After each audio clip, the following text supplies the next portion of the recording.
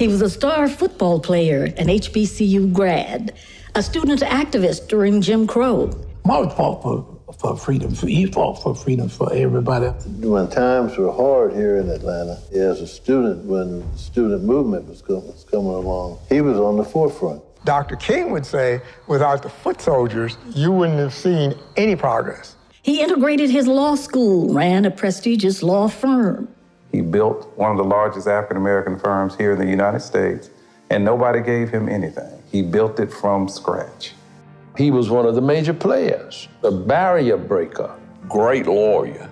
He made a great judge, but he's a great individual, too. He cut a wide swath. He was bold. He was outspoken. When you're bold, most often you're truthful, and Marvin fought the fight.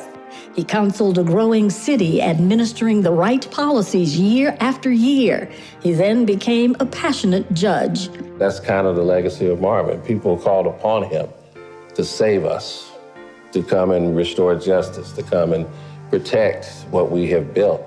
And he has done that his entire career and his entire life. And his is a story that people who aspire to public service, they need to know it. The ultimate coalition builder. While he is unapologetic about his community and his blackness, he is able to reach across racial lines, ethnic lines, and also political lines in order to get things done. A fighter, an advocate, a mentor, a litigator, an activist, a fixer, a teacher, a guide. But above all, Marvin Arrington Sr. was a leader, a natural-born visionary who helped galvanize a mid-sized southern city into an international cosmopolitan community. Atlanta became the Black Mecca because of the leadership of Marvin Arrington Sr. How Atlanta got to be the Atlanta that it is today, it's because of the blood, sweat, tears, sacrifice, and service of political giants like Marvin Arrington Sr. He was a rainmaker par excellence. If he was a man ahead of his generation when it came to thought processes and ideas, he's an understated leader in Atlanta whose story has not been told. He's been impactful in a number of ways in regards to Atlanta's infrastructure, transportation, any and everything you can think about, and really making sure that the city of Atlanta was well on its way to where it is now. Marvin's vision, quite frankly, was ahead of his time. He understood where this city was going.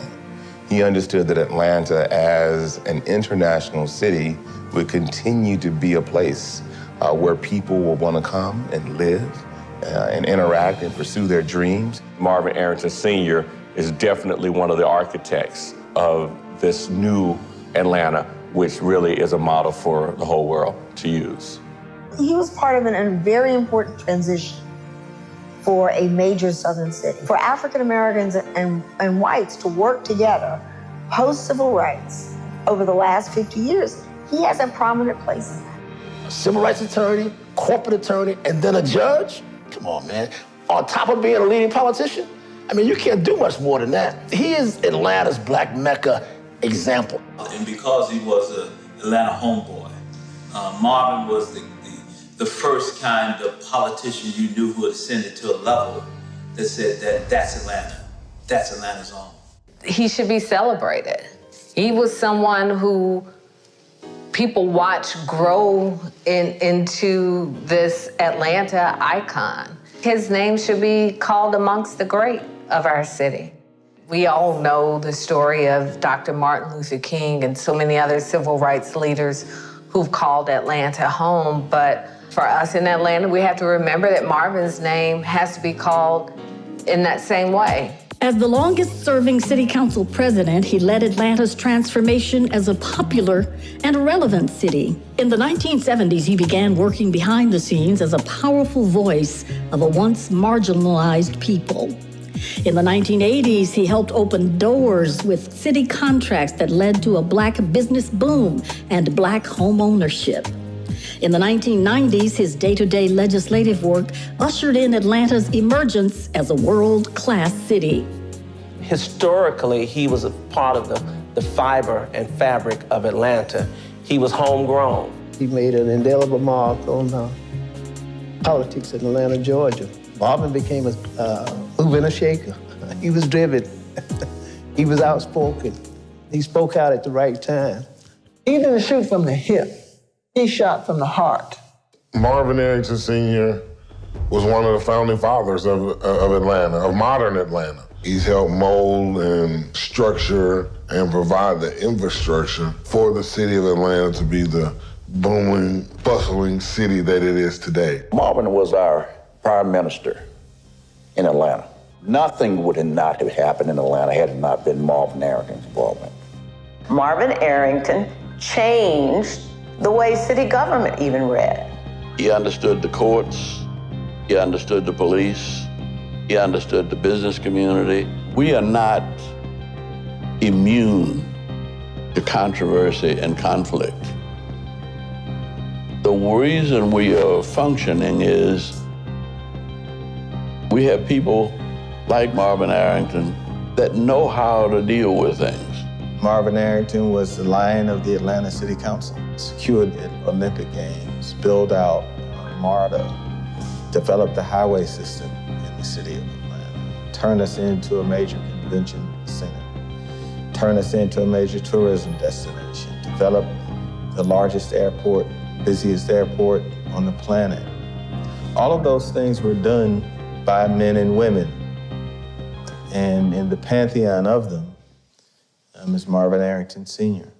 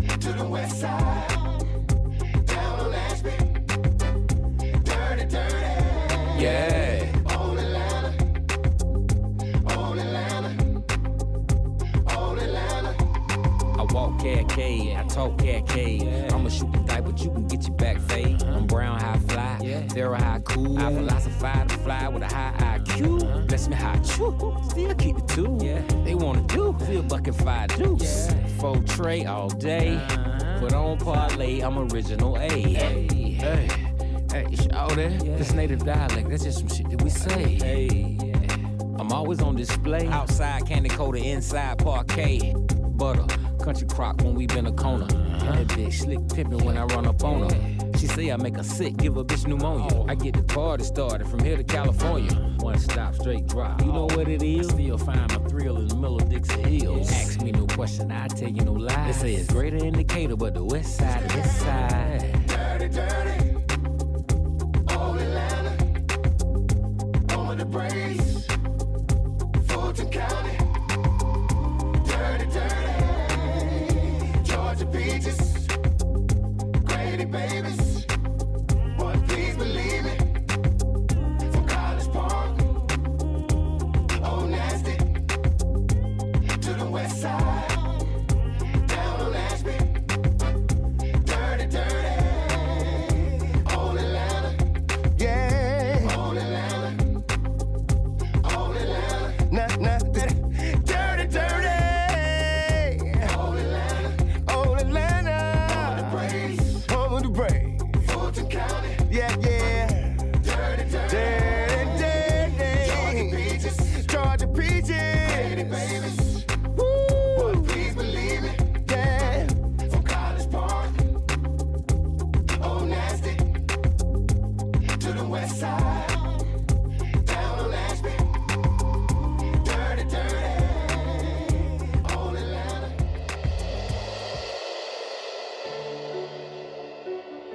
Marvin Stevens Arrington Sr. was born February 10, 1941, at Grady Hospital in downtown Atlanta. He grew up in one of the poorest neighborhoods in the city, the Grady Homes Public Housing Projects. His father, George, was a truck driver. his mother Maggie a domestic worker. Although growing up with limited means, his family always pushed education on Marvin and his siblings. He came up in the area of Summerhill. We were just average people. We were not rich people. We were people just trying to make it. We moved from Summerhill to the project, which was a great thing for us because it was better for us. A lot of people talk about the project, but the project was a good move for us. When I was 6 or 7, my father hit the Georgia lottery, which they called the bug back in those days. It was not legal, it was illegal. And won some money, and he paid $10,000 for a house at 883 Neal Street. But man, we was something else. We had a living room, and my parents had their own suite. We had what we call a TV area, and a kitchen, bathroom, refrigerator. It was fairly comfortable for me. I'm gonna show you about Vine City.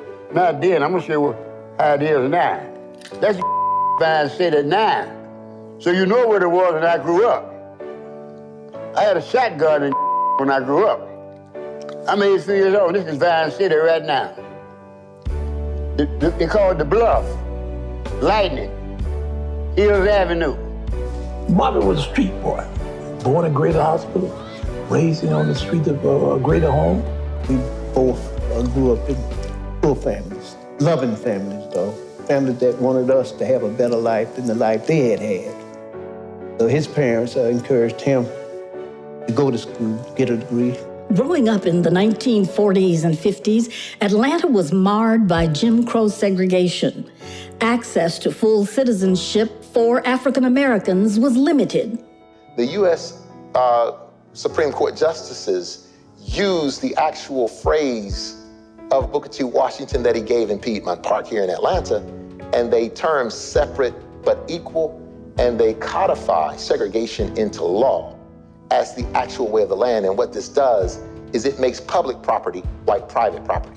Following the Montgomery bus boycott, a group of preacher activists gathered in Atlanta to strategize the next steps for equal rights for African Americans. In 1957, the Reverend Dr. Martin Luther King Jr. joined forces with Ralph Abernathy, Fred Shuttlesworth, Joseph Lowry, and other civil rights leaders to form the Southern Christian Leadership Conference. And Atlanta, presented that. They were the first major southern city to integrate in 1961. I mean, what cannot be undeniable about what Atlanta is to black folk is that real conversation around black education, the historically black colleges, black economics, the Sweet Auburn District, black political empowerment and electoral politics, black expressive culture, and black spirituality. With all of those institutions that were established in a particular kind of way, it's Atlanta that moves to the fore. We took it from Birmingham. You know the history. Birmingham, Magic City and all of that, they were supposed to be the great city of the South. But Atlanta, because of that, we didn't have the hoses and the dogs and the terrible atrocities against the demonstrators in the streets of Birmingham. And Atlanta became that ideal Mecca. In the backdrop of Deep South racism and the growing influential leaders seeking ways to curb it, a young Marvin Arrington and his fiery leadership was molded.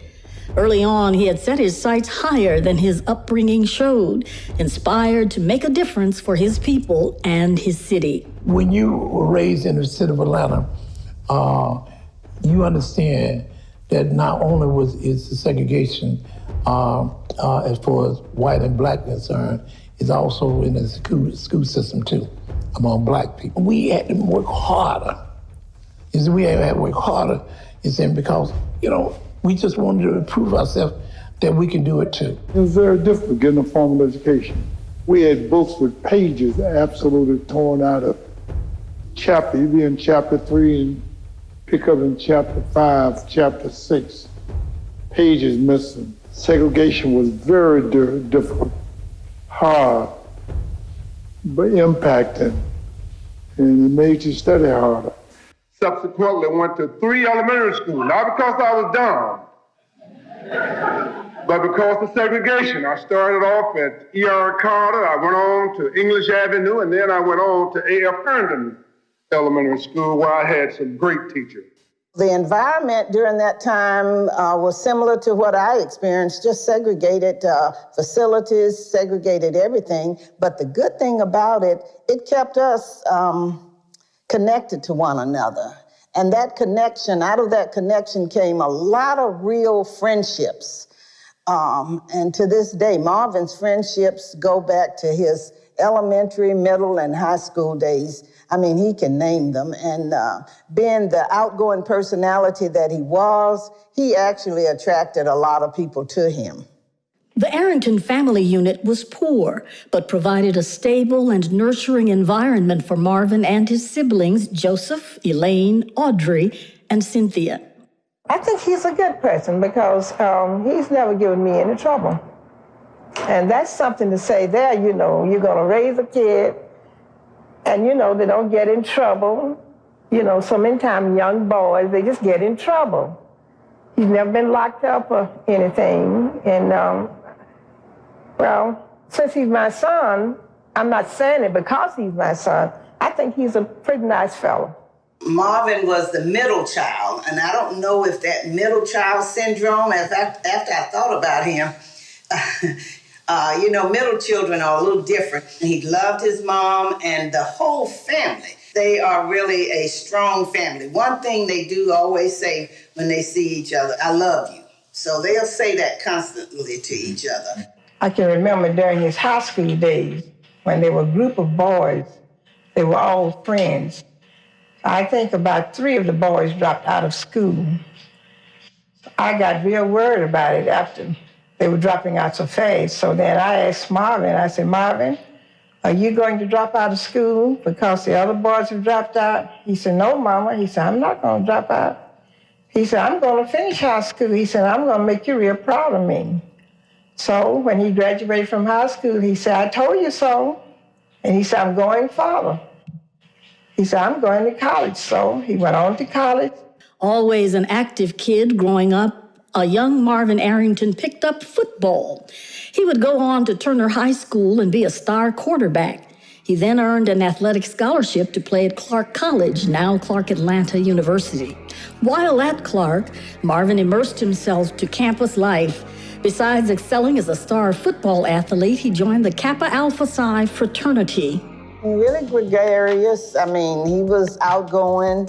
Everybody knew Marvin Arrington, popular on campus. And with Clark being a small campus, you know, it didn't take much. And being a native Atlantan, I want to give that real credit because he already knew a lot of the people who were on the campuses. We were hungry for success. We were driven, especially Marvin. He was focused and driven. He really wanted to make something of himself. I played on one of the greatest high school teams ever played here at H.M. Turner High School. We went 8-1-1. Great football team. Then I went on to college and played under one of the great coaches of all time, L.S. Epps. And we had one of the greatest teams in the history of Clark my junior, senior year. We went 16-2. First time, 1962, that we defeated Morris Brown and Morehouse in the same year. On the football field in practice, Bo started off playing quarterback his freshman year. I think after that, he gained a little weight. Coach moved him to the end. The next year, he gained some more weight working on the railroad. Coach moved him to guard. And one day in practice, we needed a tackle. Tackles were either hurt or doing something else. And Coach said, legs, get down and tackle. And Bo looked over at Coach and said, Coach, I ain't playing no damn tackle. He said, you done moved me all around this field. And Coach Epps, a pretty big fella himself. Coach said, legs, if you don't get down and tackle, I'm gonna lose this size 12 in your behind. And Bo looked at him and said, Coach, and you're gonna be a one-legged football coach. He said. He was the best halfback, running back, with them bow legs that Clark had ever had. And it was funny, people didn't call him Marvin, they called him Bowlegs. Bowlegs, me. Bowlegs, and that's a term of endearment, you know. I don't, you know, every time I see him, I'll say, Bowlegs, how you doing? You know, they call Marvin Bo because he's bow-legged.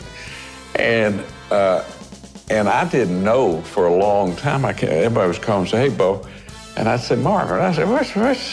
He said, oh, they call me that because I'm bow-legged. And, you know, it's another great example of just that spirit and that humor.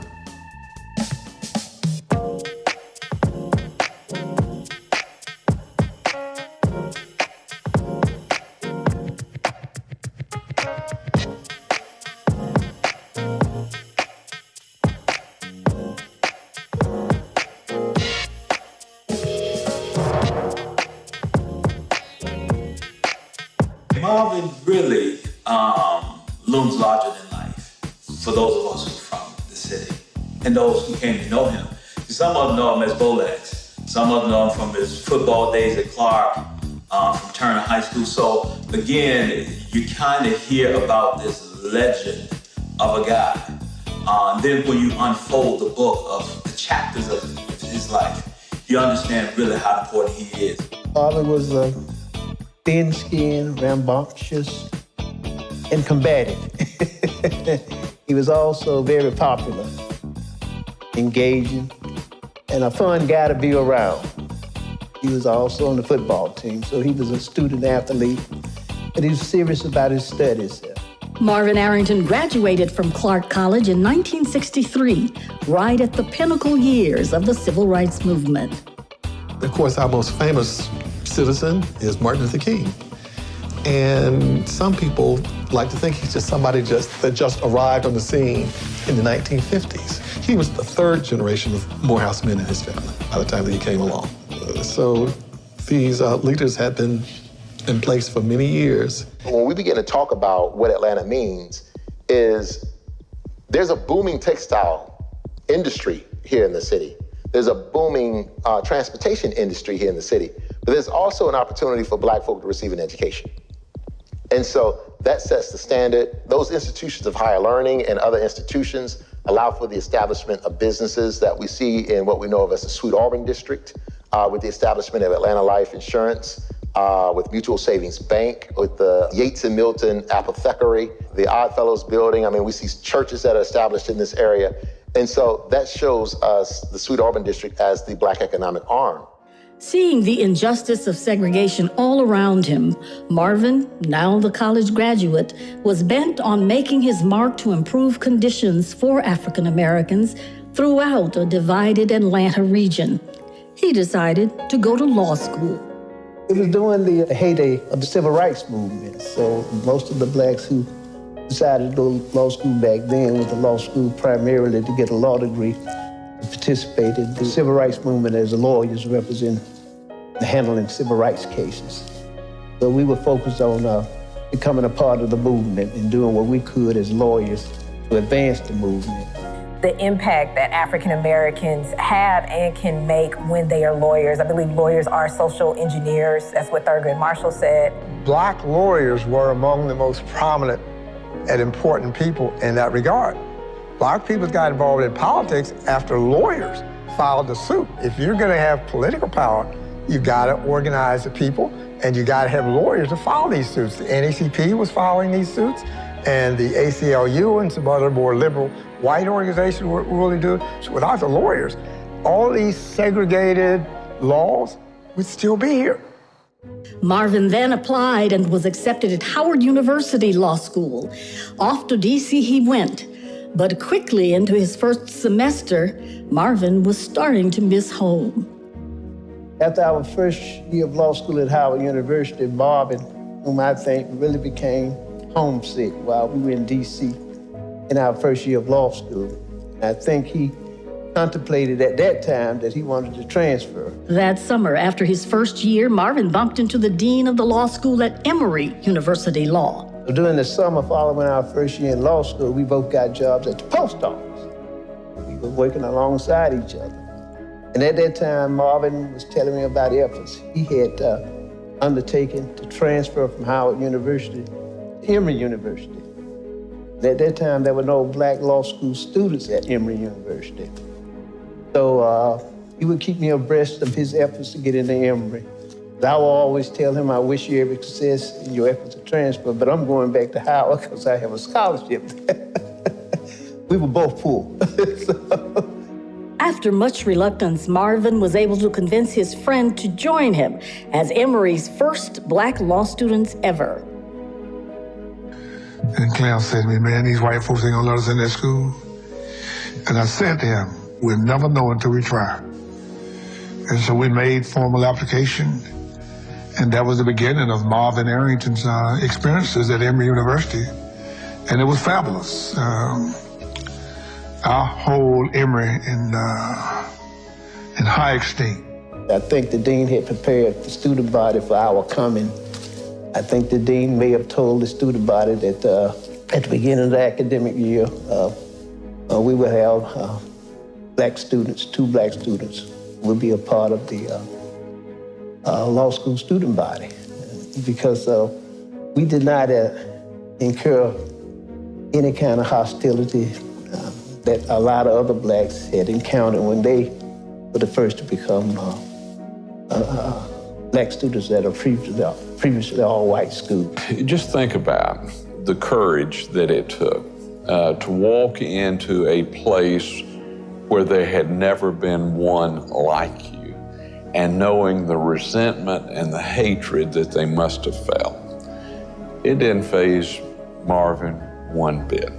And it took someone like Marvin and Clarence. Clarence was the quiet one. Marvin was the one that was always talking. To be able to break that barrier. Both Marvin Arrington and Clarence Cooper graduated in 1967.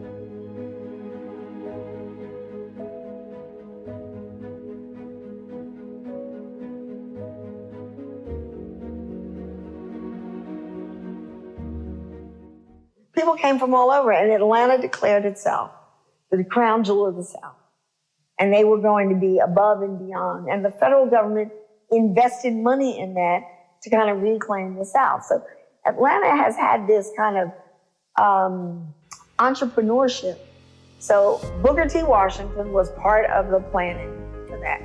And Henry Grady wanted Booker T. Washington to be a part of the planning of that. They set aside their differences. And then on the other hand, at Atlanta University, you have W.E.B. Du Bois teaching. So you have Booker T. Washington on one side and all happening in Atlanta. So the civil rights movement is on that foundation. And Marvin, who lived here and grew up here, and the second and third generation here, I mean, they learned some of this just by osmosis. Some of it was taught. They learned by osmosis. I mean, they just learned it because they were here. The experience of people who have read. There was nothing about Atlanta that could say they were the crown jewel in 1895. It's aspiration. So they taught aspirational thinking. You see this, you see Henry Grady do it. You see Booker T. Washington, you see W.E.B. Du Bois. Well, why can't I, Marvin Arrington Sr., do that?